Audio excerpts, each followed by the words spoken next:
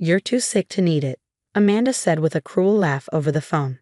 I lay in my hospital bed, listening as her words cut deep. That money should go to someone who actually has a future. I looked at my phone and saw a notification from my banking app. $300,000 had been transferred from our family trust to an account I didn't recognize. My grandfather had set up that trust for both me and Amanda. It was supposed to be shared equally. My name is Olivia Parker. I'm 29 years old and fighting lymphoma, a serious type of cancer. While I was in the hospital, my sister-in-law, Amanda, saw an opportunity to steal my inheritance. You really think you can just take it all? I asked, keeping my voice calm even though I was furious. My IV drip made a steady beeping sound, helping me stay focused. It's already done, Amanda said smugly. Let's be honest, Olivia. You're stuck in that hospital bed and you probably won't make it. Why should the money go to waste? I glanced at my laptop. 3 months ago, I had emailed my family lawyer about this exact situation. Amanda had no idea that I had already taken steps to protect my share of the trust. I knew she had her eyes on that money for a long time. Well, good luck with that, I said before ending the call. Just then, my nurse Sarah walked in to check my vitals. She had been with me through 3 rounds of chemo and felt more like a friend now. Everything okay, honey? She asked. Just Amanda being Amanda, I replied with a small smile. Nothing I can't handle. And I meant it. Amanda had always been selfish and greedy. When I married her brother, David, she had tried to convince him that I was after the family's money. Now she was the one stealing. My phone buzzed again. This time it was David. Liv, what's going on?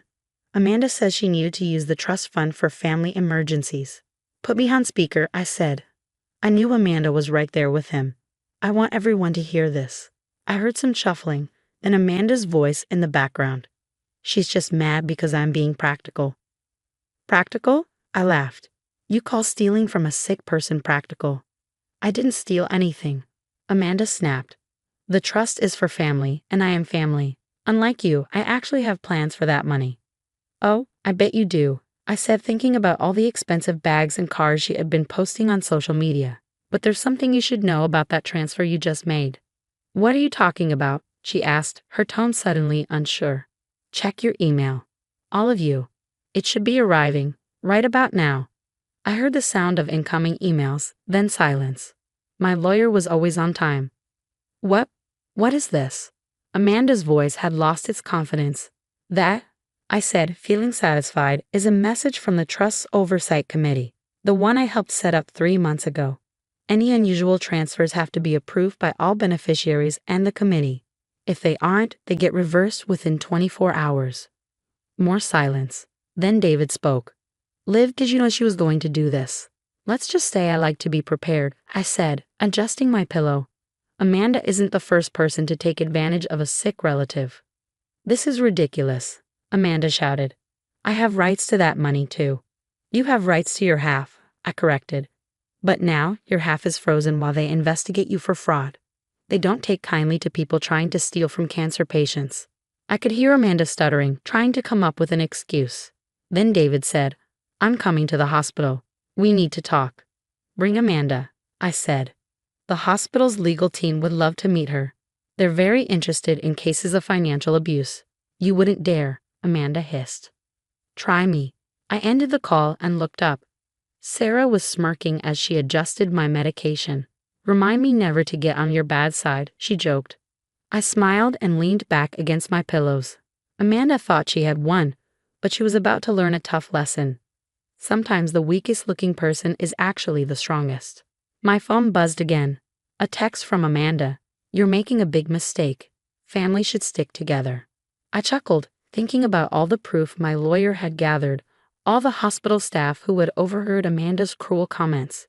She had no idea what was coming. You're right, I texted back. Family should stick together. Remember that when you explained why you tried to steal from me. Then I turned off my phone, closed my eyes, and saved my energy. Amanda thought she had won when she saw that money transfer. But she was about to find out that I had been planning for this moment all along. The afternoon sun streamed through my hospital window. In a few hours, Amanda would show up, probably with some excuse. But it didn't matter. I had proof, witnesses, and a plan. Sarah walked back in with my evening meds. David just called. They're on their way. I nodded, feeling stronger than I had in weeks. Sometimes the best medicine isn't what's in an IV drip, it's watching justice happen exactly as you planned. The sharp clicking of high heels echoed in the hallway before Amanda even stepped into my hospital room. She burst in like she owned the place, with David right behind her, looking both worried and embarrassed. "What did you do?" she demanded, waving her phone at me. The transfer was reversed, and now I'm getting emails about fraud investigations. I took my time adjusting my hospital bed to sit up, letting her stew in her anger. Sarah, my nurse, stood by the door, clipboard in hand, officially checking my vitals. But really, she was here as a witness. We'd planned this part carefully. "I didn't do anything, Amanda," I said calmly. "The system worked exactly as it should to stop theft." "It's not theft," she snapped. "I'm a beneficiary of that trust, too." "Of your half," I reminded her. "Not all of it, and certainly not while telling me I'm too sick to need it anyway." David stepped forward, his face pale. "Did you really say that to her, Amanda?" "Oh," she said, much worse. I reached for my laptop. "Would you like to hear the recordings?" Amanda's face went from red with anger to pale with fear. "What recordings?" I turned the laptop toward them, showing audio files with date and timestamps. "Hospital policy," I explained. "All rooms have recording devices for patient safety, especially when there's a risk of abuse." "You recorded me?" Amanda's voice cracked. "That's illegal." Sarah stepped forward, calm but firm. "Actually, it's standard hospital procedure. There are signs on every door." She pointed to one near the entrance, which Amanda had clearly ignored. I pressed play. Amanda's voice filled the room. "Just die already. That money is wasted on you."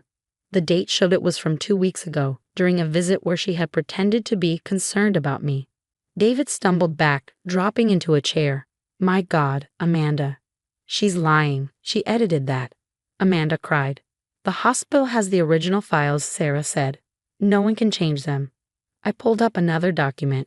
"And then there's this, your loan application from yesterday, where you used the stolen money as proof of assets. Were you planning to buy that beach house you've been talking about?"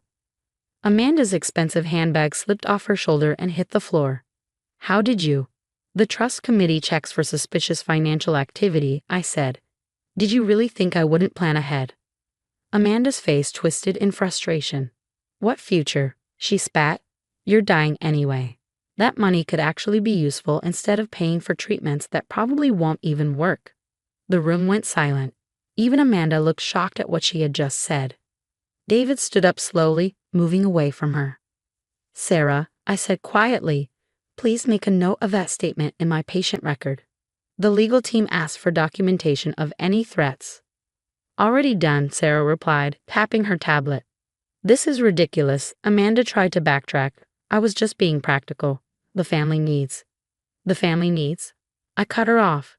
"You mean how you've been lying to everyone, saying I'm too sick to handle my own affairs, how you planned this for months, thinking I'd be too weak to stop you?"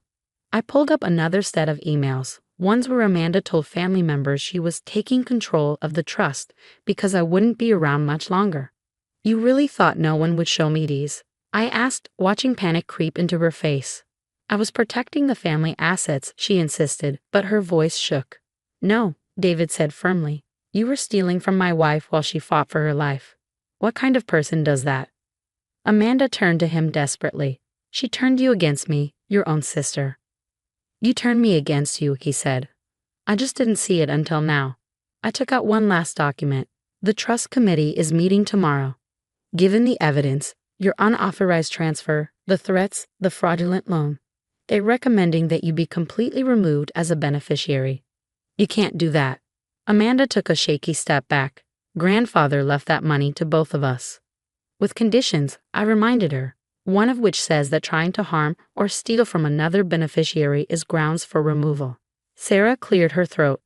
"Miss Parker needs her rest, and hospital security is waiting outside if needed." Amanda looked around wildly, realizing she was trapped. "This isn't over," she snarled, grabbing her fallen bag. "You think you're so clever, lying there, playing the victim." "Security," Sarah called out. 2 uniformed officers appeared in the doorway. Ms. Amanda Wilson was just leaving. "Please escort her out of the building." As Amanda was led away, her angry protests faded down the hall. David stayed behind, looking heartbroken. Liv, I'm so sorry, he whispered. I had no idea. I know, I said, squeezing his hand.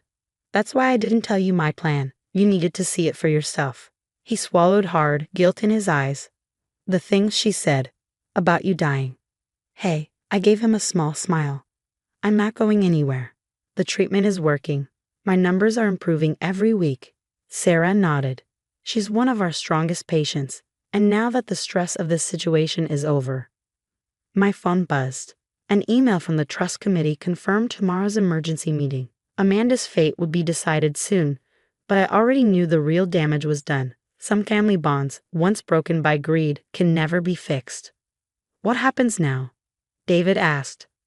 I glanced at my laptop, at all the proof I had gathered over months of chemo and hospital stays.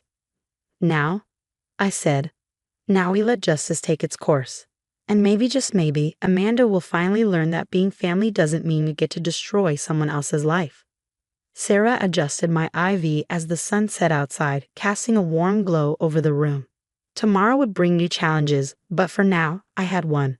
Amanda had underestimated me. She thought illness made me weak, but she was about to learn a hard lesson. Sometimes the sickest person in the room is also the smartest. The trust committee held their meeting online, so I joined from my hospital room. David had brought me a large tablet, and I watched Amanda's face as they showed one piece of evidence after another.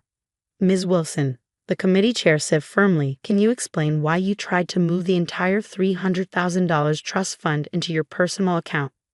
I was protecting the family's interests, Amanda said quickly, but her usual confidence was fading. Olivia is very sick, and I thought. You thought what? Another member interrupted. That her illness gave you the right to take her money? We have recordings of you saying you were just waiting for her to die. Amanda's face turned pale as they played the recordings. Her eyes darted around, looking for a way out. But there was none. The facts are clear, the chair continued. You tried multiple times to take the full trust, made threats against a vulnerable patient, and submitted a fraudulent loan application using money that wasn't yours. She's manipulating everything. Amanda shouted, growing desperate. She just wants to cut me out of my inheritance. The chair's voice turned cold. Ms. Wilson, the hospital's security system is tamper-proof. Are you accusing a major hospital of fraud? David sat beside me, holding my hand as we watched his sister fall apart. Sarah stood nearby, ready in case the stress affected my health. The committee made their decision. Amanda was officially removed from the trust. Her share was frozen while authorities investigated possible criminal charges. The look on her face showed the exact moment she realized what she had lost. Not just the money, but her reputation, her credibility, and her family's trust. This is all your fault, she screamed at me through the screen. You set me up. No, Amanda, I said calmly. You did this to yourself. I just made sure everyone saw the truth. When the meeting ended, my phone buzzed with messages from family members. Many had watched the hearing and now knew what Amanda was really like. The perfect image she had built for years had collapsed in less than an hour. The police want to question her about the loan, David said, reading an email. They're calling it attempted bank fraud. I squeezed his hand. I'm sorry it had to come to this. He shook his head. Don't be. I needed to see who my sister really was. A week later, I got amazing news. My latest test results showed the treatment was working even better than expected. When Sarah told me, I couldn't help but think about how wrong Amanda had been. Your recovery is impressive, Sarah said with a smile. Guess all that stress relief helped. I later heard Amanda had run off to another state, hiding at a friend's house. The loan company was pressing charges, and family members were coming forward with stories of money she had borrowed and never paid back. David visited me every day, sharing updates with our family about my improving health. It was his way of undoing all the lies Amanda had told. 3 months later, I was discharged from the hospital. Standing outside in the sunlight, I felt different, stronger, not just physically, but mentally. Amanda had thought my illness made me weak. She never realized that battling cancer had given me the greatest lesson of all. Never underestimate someone who refuses to give up. The trust fund was now fully in my name, safe from Amanda's greed. But I had gained something even more important, clarity. I now knew exactly who deserved to be part of my future. As David drove us home, I got one last email from Amanda. It was short and bitter. I hope you're happy. You ruined everything. I thought about replying but knew she would never understand. She had destroyed herself. I simply deleted the email and turned to David. Let's talk about our future, I said. I think it's time we finally take that vacation. He smiled, knowing exactly what I meant. We were moving on, leaving Amanda's darkness behind. Sarah had said it best on my last day in the hospital. People think illness makes you weak, but they forget. Those who fight the hardest battles become the strongest. Amanda had looked at me and seen someone fragile. She never realized that I had become unbreakable.